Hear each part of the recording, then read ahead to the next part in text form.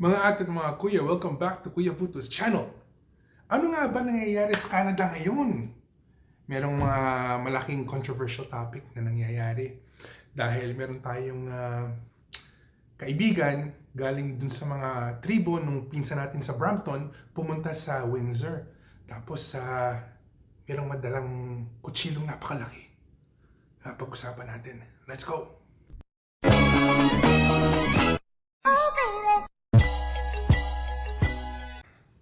So guys, pasensya na kayo. Ang tagal ko nang hindi nakakapag-upload. Dahil medyo busy kami ni Mrs. ngayon eh. Dahil pinagluluto ako araw-araw. Ano nga pala, ito, nagcha-chop tayo ng bawang para dun sa lobster ni Mrs. Gusto nyo makita? Ito yung knife skills ko. Galing, no? Ayun, no? Ayos na, ha? Before we start our topic, gusto ko lang pakita sa inyo yung ginagawa ko. Okay? Tika. This is the garlic. Chop-chop yan. Fresh yan. Lalagyan ko ng butter tsaka konting bechin. Tapos habang nagcha-chop-chop ako, meron akong ice cream. Dahil I love ice cream. I do. Anyways, eto yung lunch ni Mrs. ko. Ayan. Single lobster. Fresh from the sea. Fresh from the ocean. So yan, binoil ko na siya. Tapos susunod dyan, papalamigin ko ng konti, tapos hihimayin ko.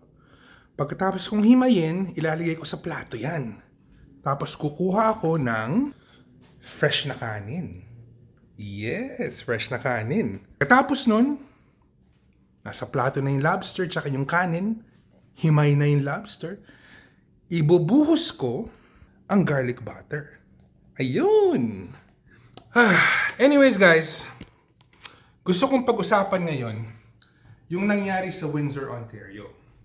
Like I said at the beginning of this video, meron tayong kaibigan galing sa tribo mula doon sa Brampton na pumunta sa Windsor na kumuha ng day pass sa Good Life Gym para makapag-workout siya dahil workout, di ba? Workout! Anyways, ginawa niya itong tao, hindi naman siya member dun eh. Kumuha lang siya ng membership for the one day para manggulo sa social media. Dahil ginawa po na itong taong to, meron po siyang dalang korpan. Ang korpan po, yun yung ceremonial religious na knife, na kutsilyo ng mga kapatid nating Sikh. Sikh religion. Yes, Sikh religion sila. And dito po sa Canada, yung korpan, pinapayagan po sila na i-carry yon sa public. Nasa Canadian government, they passed a law years ago allowing the Sikh people to carry the korpan. Pero ito naman si Kuya, parang inabuso niya eh. Parang gusto lang kumuha ng atensyon sa social media. Ito, panoorin nyo. A Windsor gym is apologizing to a Mississauga man after a confrontation that is now drawing national attention. The man was asked to leave the facility after concerns were raised about the kirpan he wears as part of his Sikh faith. You're kicking me out of the gym right now because you are scared that I'm going to take my religious symbol. So you're scared that I'm going to take this religious symbol and kill somebody. Gurpratap Singh Sangha says he took this video after an employee at Good Life Fitness asked him to leave for wearing his kirpan, a ceremonial dagger that baptized Sikhs wear as a mandatory article of faith. What I'm saying is you have a weapon on your person. A member has brought it to my attention, and for the safety of me and everybody else in the gym, I'm asking you to leave. If you don't leave the gym, I'm going to have to call the police on you. So I said, if you want to call the police, go ahead, right? So that's what she did. A 2006 Supreme Court of Canada ruling recognizes the kirpan as a protected religious article. The court found it can be accommodated, provided it remains sheathed and does not exceed 23 centimeters in overall length. Public safety analyst Chris Lewis says he doesn't see the need to wear it in a gym while working out. Ultimately, the gym should have the authority to say, take it off, go put it in your car, or put it in a locker, and you can can work out, but you're not wearing a dagger on your chest in the gym in front of patrons that are concerned about it. I'm not sure if that's a safe environment. Not that the person was going to do anything, and I guess I'm assuming that, but I just felt like maybe that's not really the safe place to bring something like that. I would have been a bit alarmed. It's a sword. I mean, I would feel kind of threatened. I would have let him stay in because he's just trying to work out. A lot of these things are based out of ignorance. It's not that a Sikh wearing a kirpan just wears it to the gym. They're wearing it at all times, whether it's sleeping, at home, bathing even. It's worn literally at all times. It's treated as a part of your body. The World Sikh Organization of Canada says the request to leave is unacceptable. When you go to a gym, you are seeing all kinds of items that potentially could be used to do serious harm, whether it's dumbbells or barbells or weight plates. But you don't look at those items and say, oh my God, is someone going to hit me with them? You do what you're there to do, which is exercise. In a statement sent to CTV News, Good Life Fitness states the interaction shown in the video reflects a situation where our established practices were not applied as intended. We comply with all applicable government legislation, including Canadian human rights laws. Good Life did apologize to me. They sent me an email, so Good Life did say that they were in the wrong, and it's not what they are, what they believe in and what they represent. I just feel like maybe Good Life should publicly apologize for this as well. As for Sangha, he hopes that this incident is an opportunity to educate the public. I always believe in people make mistakes, right? Everyone, you're a human, you're going to make a mistake. But Good Life should also be educating their workers on different faiths, right? And what they believe in, that to accept all, right? So that's what I strongly advise. So yun, nakita nyo, gumawa ng skandalo si Kuya.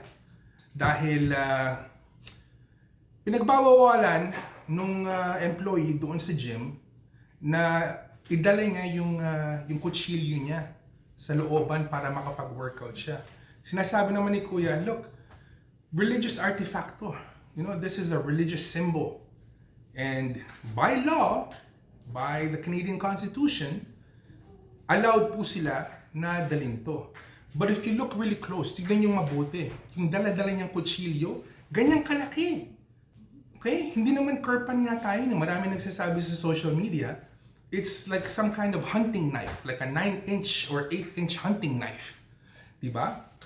Ako madalas po akong pumunta sa gym. Alam ko hindi masyadong kita dahil katabaan si Kuya Puto. But, I try. I try. I'm not a stranger to the gym. Yung pong gym, katulad ng Good Life Fitness, it's a place para po yung mga tao makapag-unwind, makapag-relax, to get healthy, to go work out.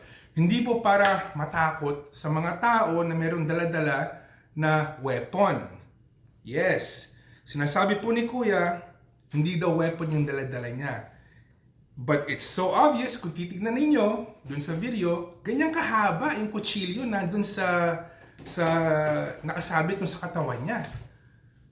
Appropriate ba to? Di naman yata tama yan, di ba? Alam ko marami po tayo dito sa Canada. Magkakatabi tayo, magkakasabay tayo, we all live together. All from different ethnic backgrounds. Okay? And for the most part, nire-respect po natin ang isa't isa. Pero medyo, sa tingin ko lang, parang sobra na to. As in, sobrang-sobra na to. Dahil, kung nasa gym po ako, tapos all of a sudden, meron akong makita na tao, may dala-dala na ganung kahabang kutsilyo, tapos sasabihin niya, it's part of my religion. Medyo, parang hindi naman po tama kasi yun, di ba? Ibabagay niyo po dapat yung aasta nyo, yung dadali nyo sa lugar na pupuntahan ninyo, di ba? Tayo po, mga Pilipino tayo. I did a little bit of research. Alam ko po, meron po tayong sa culture natin, it's a blade na nagka-criss-cross. It's called a kris. Okay? Look it up. Filipino kris knife. Pero, dito po sa Canada, how many people do you see walking around, dala-dala nila yung kris nila? Even though it's unacknowledged, religious or cultural artifact of the Philippines. Hindi po natin ginagawa yan. Alam niyo kung bakit? Dahil nirerespeto natin yung mga ibang tao. Hindi po tayo, ayaw po natin ng skandalo. Ito pong si Kuya, na pumunta dun sa gym na merong Chris na 7 to 9 inches, ganyong kahaba. I think, in my opinion, he just wants attention.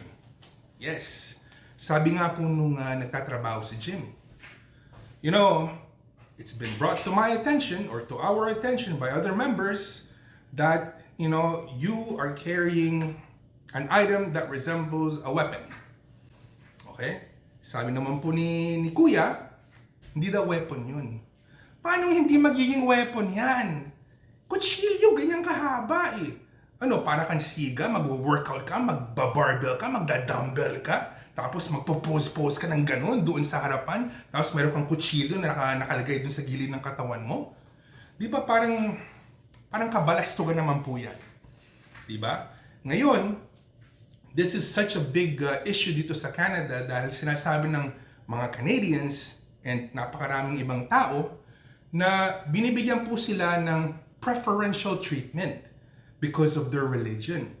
Dahil hindi lang po doon sa Kirpan. There's also another exemption na nakuha nila. Doon po sa mga kapatid natin na nagdadrive ng motorsiklo. Katulad ko, I have a bike. Okay? Kailangan po, mandatory by law, kailangan magsuot kami ng helmet. Ayoko magsuot ng helmet dahil napakalaki po ng ulo ko. But by law, I have to wear a helmet. But guess what? The Sikhs, since they wear a turban, naging exempt po sila from wearing a helmet. So kung nagdadrive po ako ng bike ko and nakita ko ng police na wala akong helmet, 10 times out of 10, pahihintuin po ako and he will give me a ticket. Pero po, kung yung hinihinto nila, naka-turban, walang helmet, ayos lang po. Di ba parang double standard yun? So, yun po ito ang pinakamalaking issue sa Canada ngayon. No, napakadami po, galit sila. Sabi nila, hoy, kung legal para sa kanila to carry the kirpan because it's a religious symbol, what about yung baril ko? Or yung espada ko? Or yung machete ko? Or yung martilyo ko? Dadalhin ko kung saan because it's part of my religion. So, eto po ang problema or issue na we're facing today. So guys, eto na yung killer sauce ko. This is called my I love you sauce. Okay? Ito nyo. Ang bango nito. Garlic, bechin, butter. Beautiful. So guys, ganito ko kalab ang misis ko. We're eating 1 meal a day right now. So every day I have to prepare her food. So tignan nyo, okay? So eto ang pagkain ni misis. Hinimay ko na yung lobster. As in, hinimay ko na. Tapos, ginawa ko siya ng I love you sauce. Eto, yan o, yung garlic, tsaka yung butter, tsaka yung bechin, tapos freshly cooked rice, okay? Yeah, tapos eto, gumawa ko ng pinakbit para dun sa boss ko. Tapos, since sobrang mahal yung lobster na yan, nangihinayang ako, hindi ko tinatapon yung mga shell. Ayan no, shell. Nasa ziplock siya. Gagawin ko dito, gagawa ako ng soup mamaya. So ayan, ready na yung pagkain ni boss. So, ganyan ko kalabs yung misis ko. Nangangailangan daw ako.